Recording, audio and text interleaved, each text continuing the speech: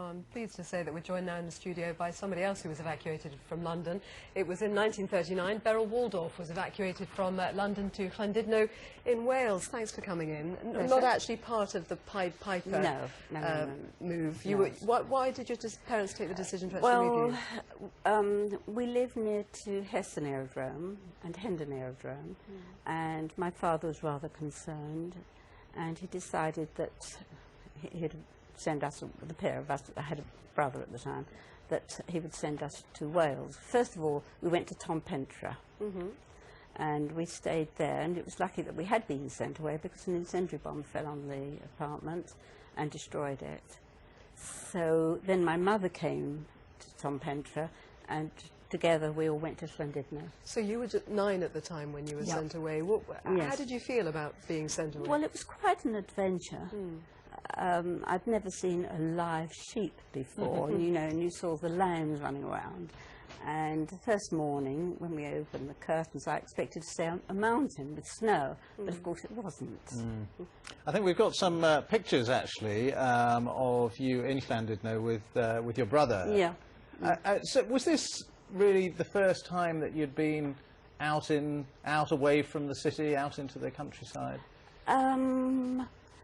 I suppose, yes, to live, yes, yes. And so are your memories, what are your memories? Are they sort of, on the whole, are they happy of that evacuation, or was it quite a fearful time as well? No, it was, I think probably because I had my brother with me, and my mother came down as well on occasions. No, it was very interesting, and I learnt some Welsh.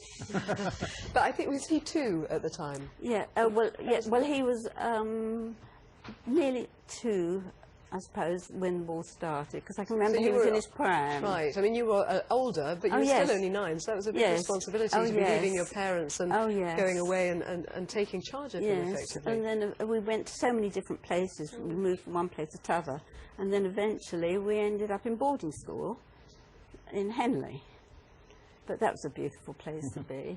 It sounds like you have very positive memories of being evacuated. I mean, the service today was held, and some people attended it who felt that actually there were very negative feelings that they had, because they talk about the fact that children were taken away from their families, and they say if you were to say to parents today, your children are being sent away, we can't tell you where they're going, we can't tell you how long they'll be away for.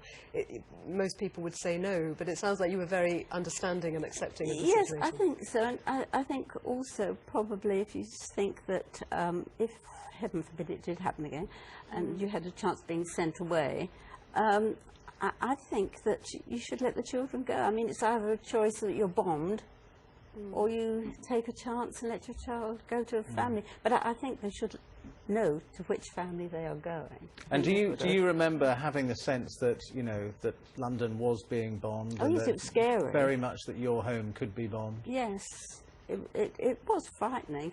I mean, also, it was a bit of a game, I think, for children, you know, as long as they were happy. You know, for the children who were sent away and they were miserable, it's a completely different thing. Literature's grown up around it, hasn't it? Sort of making a lot of the fact that some kids saw it as a game. But once the war was over, settling back, and you said you went to Henley, did you return to London? Was it difficult to then make that transition?